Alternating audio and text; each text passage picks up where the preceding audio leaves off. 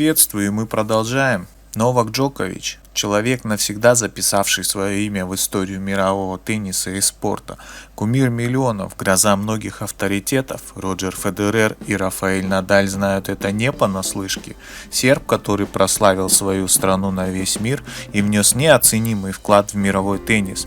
Так что же это за человек и в каких условиях он начинал свой восход на мировой пьедестал? Давайте разберемся. Так, детство. Родился будущий теннисист 22 мая 1987 года в Белграде. И тогда еще существовавшей Югославии дорогу в жизнь ему дали серб Срđan и хорватка Диана. Кроме Новака у них еще есть сыновья Марко и Джордже. Отец нашего героя был футболистом и хотел, чтобы сын продолжил карьеру отца. Но Новак выбрал теннисную ракетку и начал заниматься с 4 лет. Новак рассказывал, что в детстве он бегал вокруг ресторана, возле которого что-то строили. Рабочие сказали, что это были корты. Новак до этого ни разу не слышал слова «теннис». Теннис был также новым видом спорта для всей его семьи. Ноли сразу же влюбился в этот вид спорта. Начал тренировать подачу у стены, смотрел, как Сампрес получил свою первую награду. И после этого он решил мечтать по-крупному и сделать все, чтобы однажды оказаться в месте под названием Уимблдон и взять заветный трофей. В 6-летнем возрасте его заметила знаменитая сербская теннисистка Елена Генчич. Она была поражена огромным талантом мальчика и уже тогда разглядела будущего чемпиона. В следующие несколько лет она все время занималась с Новаком теннисом и стала для него как вторая мать. Когда Джоковичу было 11 лет, началась бомбежка Белграда. Самолеты НАТО начали бомбить Белград. Свое 12-летие он отпраздновал в бомбоубежище. В интервью с CBS Новак рассказал, что несмотря на хаос, творившийся вокруг, он старается вспоминать это время светло и позитивно. Говорит, что детей не гоняли в школу, поэтому у него было больше свободного времени, чтобы заниматься теннисом.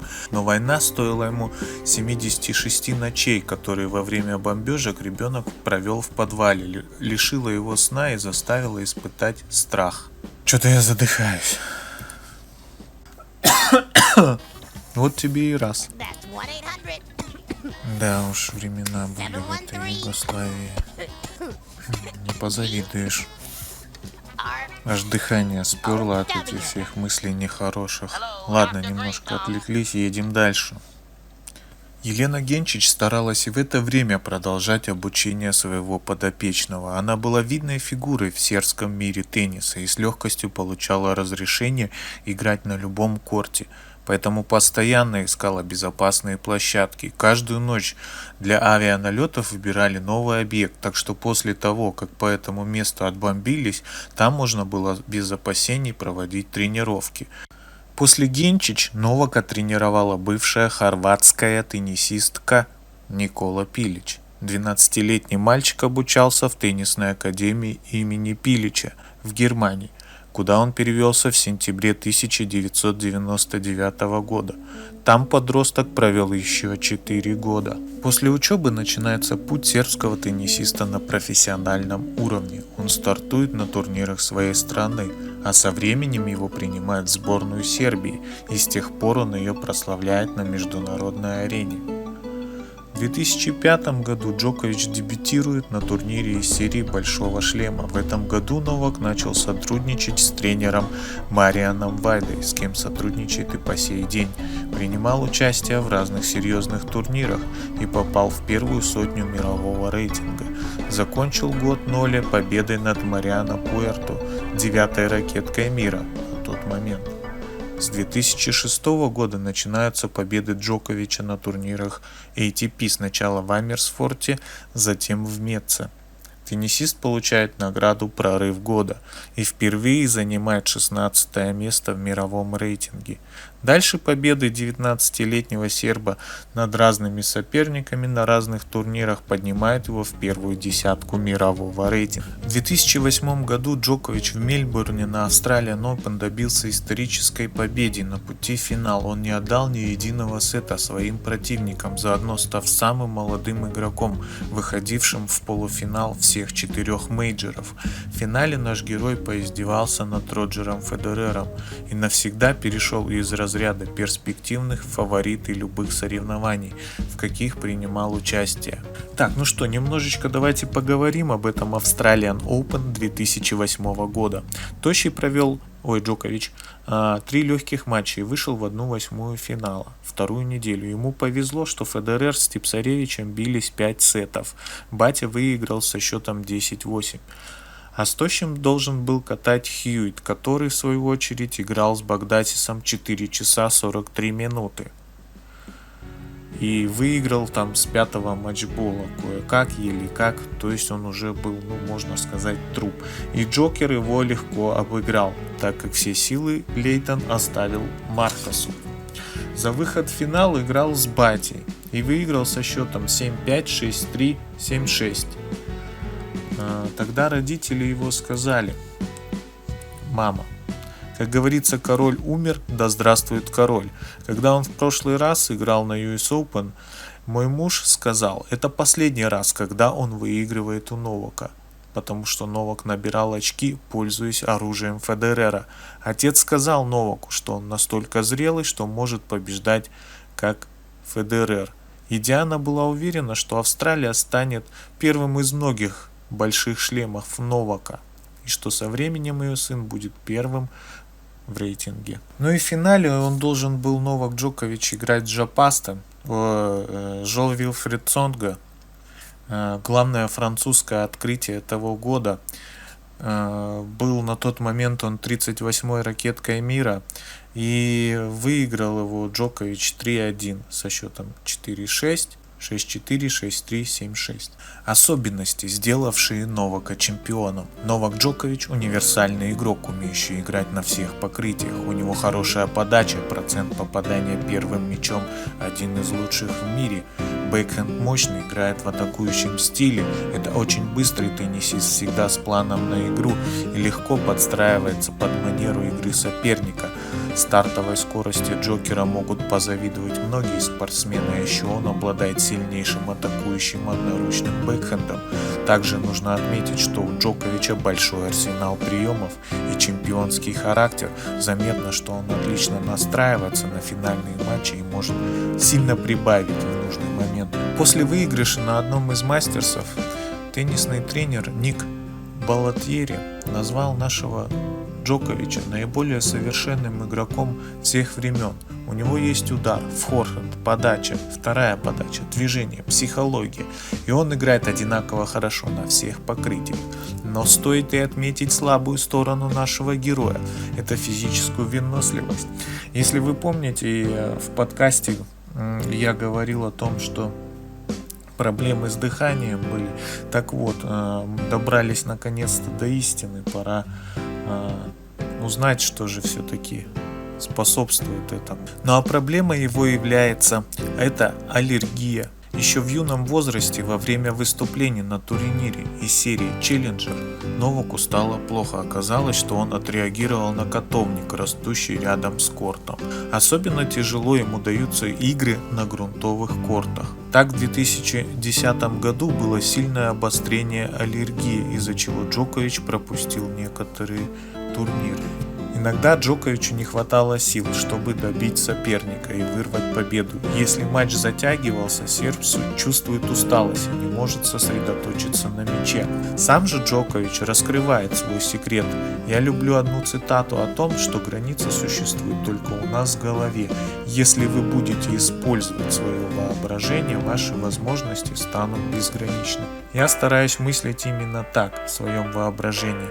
Я достигаю более высоких вершин, я много работаю, не только я, а вся моя команда. Ну и будем помаленьку закругляться, расскажем о его жене Елене Ристич.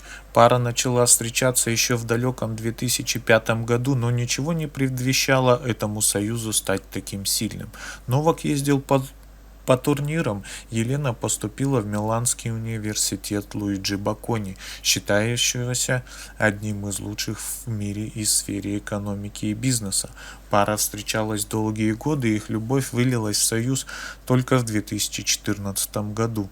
По словам Новака, Елена искренний, целеустремленный и амбициозный человек, с которым ему очень комфортно. Сейчас влюбленная пара живет в Монте-Карло, воспитывает двоих детей, сына Стефана и дочь Тару. Новак Джокович, как и подобает настоящему спортсмену, имеет свой благотворительный фонд Novak Djokovic Foundation и все время помогает детям родной Сербии и другим нуждающимся. Много денег Новак инвестирует в развитие образования и спорта в Сербии. Как православный христианин, Джокович жертвует большие деньги церквям и монастырям Сербии, за что был удостоен ордена Святого Саввы. Также он состоит в организации «Чемпионы за мир», где вместе с другими спортсменами борется за мир на планете. Джокович также является поклонником классической музыки. Он не слушает всякий кал типа Моргенштерна, Инстаговна, АК Хуйна на сна, что там еще, Моргенштерн, LJ. Короче, это все полный шлак, говно для школоты, у которой мозг еще не сформировался. Когда он сильно устает, я имею в виду Новак Джокович, или пытается сосредоточиться, он слушает произведения Шопена и Чайковского. Его пристрастие к классической музыке от первого тренера. Да ёб твой... Тренера Елены Генчич, у которой отец мечтал стать пианистом. Следуя его примеру, она тоже овладела навыком игры на фортепиано. Джокович до сих пор отлично разбирается в классике. В смысле до сих пор? Если я вот слушаю тоже практически, можно сказать, классику, то я ее просто знаю всю, да?